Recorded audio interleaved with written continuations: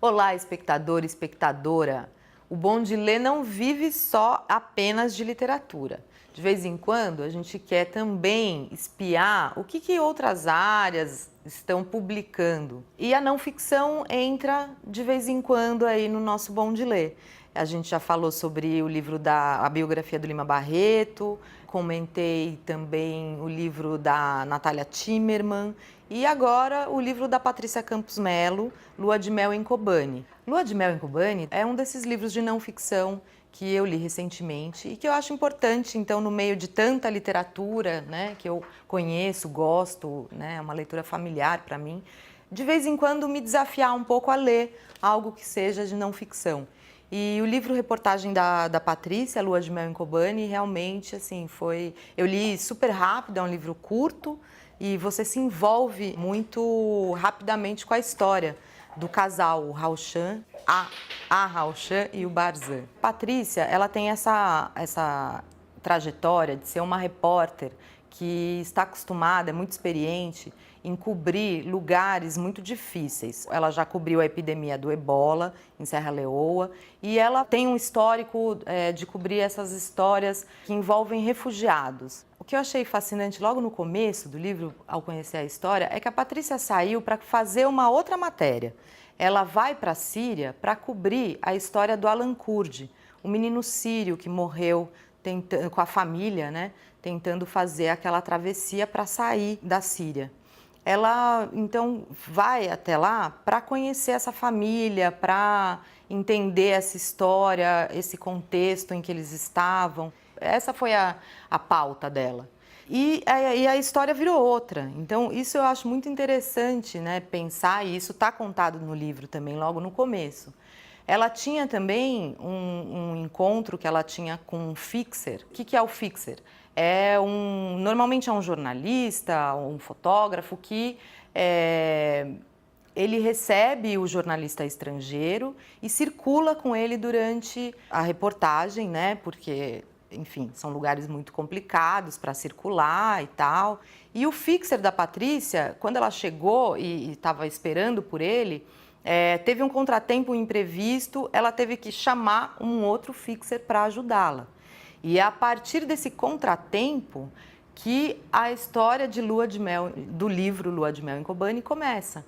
Então, eu acho isso muito interessante, que ela vai em busca de uma história e ela encontra outra, e é essa história que está contada no livro, desse amor completamente improvável e numa Síria que está em plena guerra. O que é muito interessante em Lua de Mel em Kobani é esse encontro dessas forças que parecem antagônicas para quem está de fora, né? É o amor brotando num momento assim completamente, num lugar completamente destruído, né, por uma guerra. Como é que se dá esse encontro, né? Como é que essas forças aparentemente opostas, o amor e a guerra, conseguem se encontrar? E além disso, eu, por exemplo, que não sou muito ligada em geopolítica, né? Acho distante o que está acontecendo na Síria, enfim.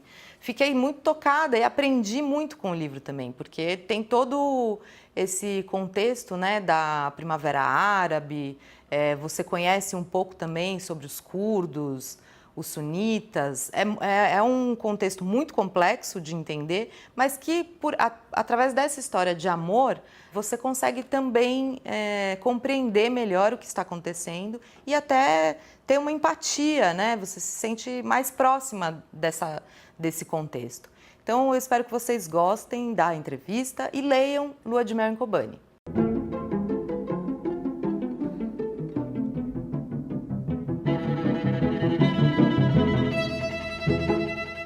Bom, eu cobri um monte de coisa, sei lá. Comecei a trabalhar no Jornal à Tarde, eu cobria buraco de rua. Então eu fiz todo o trajetória, cidades, né? Saúde, hospital público, essas coisas que eu acho bem legais, inclusive. Sempre na rua, você era? Sempre na rua, sempre fui repórter de rua. Como é que você se especializou nesses lugares difíceis, assim? Então foi essa trajetória? Foi meio por acaso, assim. Eu transferi um ano da ECA, eu fui fazer na Universidade de Texas, em Austin. E aí eu comecei a me interessar por assuntos internacionais. Aí eu fiz mestrado. E calhou de que quando eu estava estudando lá fora, quando eu estava fazendo mestrado, teve o 11 de setembro e eu morava em Nova York. a 10 quarteirões. E eu fazia estágio no Wall Street Journal, na edição que saía em português, e o prédio do Wall Street Journal era na frente do World Trade Center. Ou seja, todo dia da minha vida eu descia na estação World Trade Center. E no dia do atentado, eu entrava às 10. Por isso eu não estava lá. Então, assim, aí eu cobri, porque, óbvio, né? Tipo, então eu mandei, fiz freela para Deus e o mundo. E eu comecei a me interessar. Aí eu voltei pro Brasil, fui trabalhar no Estadão. E aí surgiu uma oportunidade, porque o cara, que era o Paulo Sotero, que era o correspondente há décadas, um cara super, super experiente, inteligente, se aposentou. E aí o jornal resolveu fazer aposta em pessoas jovens e me mandaram lá, assim. E daí que começou. Tudo isso para chegar, foi uma resposta longa para uma explicação. Essa trajetória, né? Você não tem ninguém na sua família, nenhuma Na verdade origem. tenho, viu? Tem? Tenho. Meu pai é super fotógrafo. Meu pai foi sequestrado na Guerra do Golfo. E foi uma experiência assim, foi marcante para todo mundo. Pra gente também que ficou aqui, né? Porque ninguém sabia o que tinha acontecido com eles. E eles escreveram um livro super bacana. Então eu acho que tinha esse background de piano aí, né? Deve ter em algum momento. Mas o interesse começou lá, assim, de estar nos Estados Unidos e estar acompanhando isso tudo sob sempre um ponto de vista americano ou ocidental. E me deu muita curiosidade de entender como é isso lá. Aí quando começou a crise dos refugiados, e eu comecei a fazer muita matéria aqui no Brasil, né? Com refugiados aqui, principalmente os sírios. E aí eu fui ficando super interessada. Você foi se aprofundando. E aí eu fui me aprofundando. Pro livro eu li muito, assim, porque, de fato, a minha formação em economia, né? Não era em Oriente Médio. Então foi um negócio que eu aprendi também fazendo, né? Eu tenho uma coisa muito nerd de gostar muito de entender os contextos, de me aprofundar. Então eu acho que foi legal contar isso. E contar, assim, por que teve a Primavera Árabe? O que estava rolando? Como é que isso se liga ao início da Guerra da Síria? Como é que é o sunita, o xiita, onde tá, entendeu? É uma coisa muito, muito rica, muito interessante. A história de amor dos caras, sem você explicar o contexto, é impossível, né? Então, assim, por um lado você fala assim, se você começar a explicar muito sunita, xiita, ninguém vai querer ler. Mas, ao mesmo tempo, se eu não explicar, não tem o menor sentido eu estar contando essa história, né? Então vamos intercalar. É muito louco, assim, quando eu conheci eles e a gente... ele era meu fixer, né? Que é uma pessoa que eu não conhecia, e beleza. E aí eu conheci, eu falei, gente... E aí a gente foi conversando, e eles eram muito legais, eles eram totalmente... Podia ser um meu brother aqui. E aí quando eles começaram a contar de como eles se apaixonaram pela internet... Então era assim, é isso, os caras estão no meio da Guerra da Síria e eles são os meus amigos da esquina. Eles têm uma história de amor, né? Ou seja, como é que eles... Eu achei muito interessante isso. Como é que você vive na guerra, apesar da guerra? E como é que é lidar com essa tensão, assim, o tempo inteiro, quando você tá nesses lugares? É algo que depois se naturaliza? Então, lá rola meio uma coisa assim, comigo, normalmente, né? Enquanto eu tô lá, eu tô tão pilhada pra conseguir chegar até as pessoas, falar com as pessoas, fazer a logística, tudo assim. Chegar no lugar é tipo 80%, porque é sempre muito difícil. O acesso é assim... Então assim, eu fico muito focada nisso e em conseguir achar as pessoas, né? Conseguir falar com o maior número de pessoas possíveis, todos os lados, etc. Então enquanto eu tô lá, eu não fico... Eu fico muito focada, assim. Claro, teve vários episódios, mas assim, no geral... Aí quando eu chego, meio que dá uma ressaca emocional, assim, sabe? Dá uma baixada, assim. Quando eu voltei da bola, eu fiquei doente. É uma coisa que somatiza todo o negócio que você segura a onda enquanto você tá lá. E coisa emocional, né? De ver muita coisa horrível, né? Assim, muita coisa triste. Então, normalmente eu super seguro a onda. Inclusive, acho que por respeito às pessoas, sabe? Porque eu sempre acho... Eu acho que eu falei no negócio lá da Flip. Essa coisa, a gente tem a liberdade de ir e voltar desses lugares. As pessoas não têm essa liberdade. Então, isso você sempre tem que ter em mente, né? É um mínimo de respeito. A gente tá lá a trabalho e pode ir embora. Esses caras não, esses caras dormem, acordam, vão na padaria e tem uma bomba na cabeça deles. Então assim, por isso que, por exemplo, me dá muito bode jornalista que se põe de protagonista. Eu sobrevivi. Assim, meu, uma boa, cara. Você não entendeu? As pessoas que moram lá, o foco é elas, entendeu? Você tá lá, trabalho, né? Depois você vai voltar pra sua cama quentinha. Então, enquanto eu tô lá, justamente, inclusive pensando nisso, por respeito, eu meio que super seguro a onda. Só teve poucas vezes. Uma das vezes foi os avós do Alan Kurd, porque, cara, era tão triste assim a história toda, e eles mostrando o quartinho deles com os bichinhos. Conta, né? Ai, meu, era muito.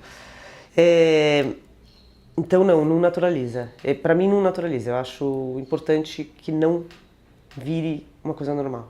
Lá na dedicatória, já você dedica a eles também, né? Sim. E você diz que eles são os donos dessa história. São. E aí eu queria entender, porque também, de alguma maneira, é sua história, né? Passou a ser sua. Ninguém conheceria essa história se não fosse você ter escrito, né? Como é que é esse momento de se apropriar da história deles e escrever da sua maneira? Isso foi... Então, eu roubei uma história, né? Eu me apropriei de uma história, fiz um livro, então assim, Mas eu acho... Mas o escritor faz isso o tempo inteiro. Mas eles são pessoas que existem, que estão lá e estão se fudendo, né? E com as quais eu não tive um relacionamento só de personagem, eu tenho um relacionamento de amizade, né? Ser meu, conhecer família. Eles vinham pra cá, só que não conseguiram visto, sabe assim? Vinham. Eles não leram a história antes, né? Eu mandei pra eles, quando já estava pronto, os 2 primeiros capítulos. Eu não sei se eles leram no Google Translate, eles falaram que acharam super legal. Eu não sei se eles leram. E aí eu mandei os livros, a companhia mandou, então chegou lá. E mandei as fotos dele, mandei as matérias, né? Fico fazendo piada. Falei, vocês são, celebridades no Brasil, né? Tipo, pra eles. Mas não passou por eles, mas com certeza tem um filtro meu, né? E com certeza, assim, não é... É sempre uma história... Sempre a gente vai escolher que pedaço da história... Você tem uma edição que é quase ficcional, que é escolher o que ressaltar e o que não. Mas, por exemplo, o capítulo de abertura, que é quando eles estão entrando em Kobani já está sitiada, né? Para fazer esse capítulo, eu entrevistei e reentrevistei eles 258 milhões de vezes, porque era assim, e aí, você carregou o saco de cadáver, tinha cheiro? Era pesado? Que cor era? E quando você entrou, o que você viu? O que você ouviu? Então, eu fui fazendo isso. Mas aí, eu construí a cena. E eu não dei pra ela ler, ou pra ele ler depois e falar, foi assim mesmo? Não, foi o que eles me passaram. Então, assim, até meio... tem limitações, né?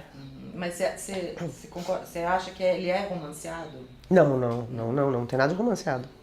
Não, tudo que tá aí é só... É uma reportagem. É uma reportagem. Em primeira pessoa. Em primeira pessoa, só um capítulo, né? Que foi uma decisão... Você coloca, às vezes, falando. Só uma. Difíceis. Só nesse capítulo. Foi até uma decisão, assim, antes, na primeira versão, eu tava muito mais no livro. E aí a gente chegou... aí a gente chegou à conclusão, sei lá, editor, que eu ia sair da história, que eu achei ótimo, porque eu não curto muito, né? Então ficou só nesse um capítulo que era relevante saber como é que eu tropecei neles, né? E de resto não, de resto é reportagem, não tem... Mas sempre essas, assim, até pra jornalista escrever é difícil, né? Por causa disso, né?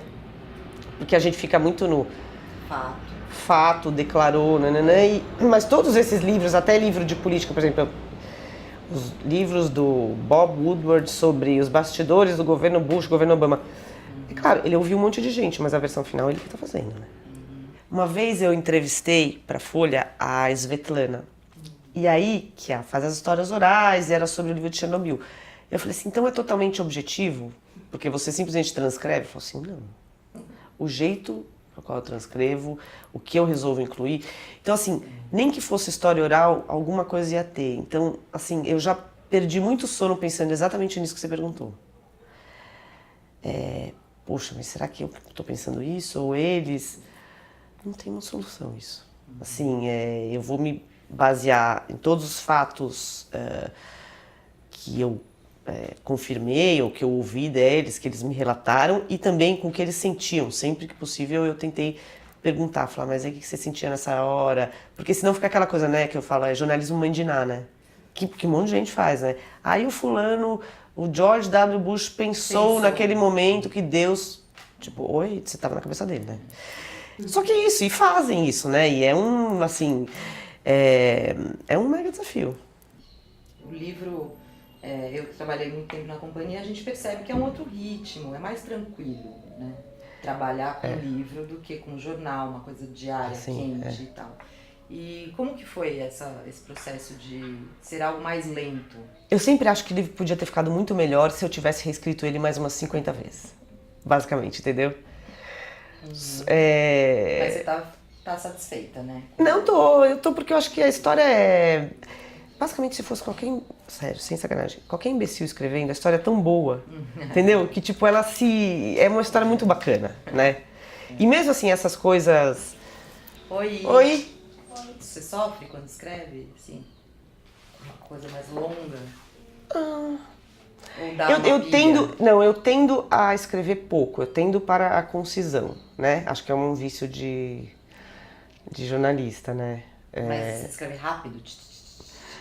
Eu escrevo rápido, mas aí vou lá e releio e reescrevo. Matéria também. Não, depende. Uma vez que você tem a estrutura na cabeça, aí meio que vai. Às vezes eu até escrevo assim, sei lá, é que o capítulo é mais longo, né? Uma matéria longa é mais fácil, você põe assim, faz um outline, acontece X, não sei o que, né? E daí depois você vai escrevendo. Num livro é mais difícil porque o capítulo é muito longo, né? Então uma das coisas que eu tive que treinar foi escrever mais, em vez de menos. Nossa tendência natural como jornalista é tentar ser muito objetivo, tentar ser muito conciso. E às vezes pro livro isso não te passa a atmosfera, o ambiente, a personalidade da pessoa, né? Meu sonho de consumo.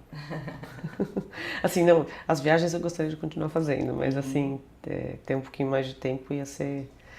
Tanto que é isso, esses 2 anos que eu fiquei escrevendo... Pois é, eu queria chegar nisso. Como é que nessa rotina eu não tinha vida maluca pessoal. Você conseguiu escrever? Não, eu escrevia final de semana, todo final de semana que eu estava de folga, veja, porque eu tenho plantão. Eu escrevia, aí eu tirei 1 mês de sabático, usei 2 meses de férias e todos os minutos livres da vida eu tava fazendo isso. E ainda tem o filho. Coitado do meu filho, isso que eu ia falar. Tipo, eu, meu filho e a culpa. Porque era isso. Por isso que é uma coisa que eu não sei se eu faria de novo. Tem uma diferença em publicar um livro, porque não é o seu primeiro, mas esse livro é muito diferente É muito. É muito, porque... diariamente. A escrita tá com você, né? Ela tá, mas é uma escrita diferente, essa do todo dia, é muito mais... Mesmo quando você faz uma matéria especial, não tem nem, assim, 1/1000 do esforço que você põe num livro, né? Do esforço de escrever, reescrever, rechecar. E meio que você escrever um livro dá muito medo, né? Você tá se pondo lá fora, assim, né? Tipo...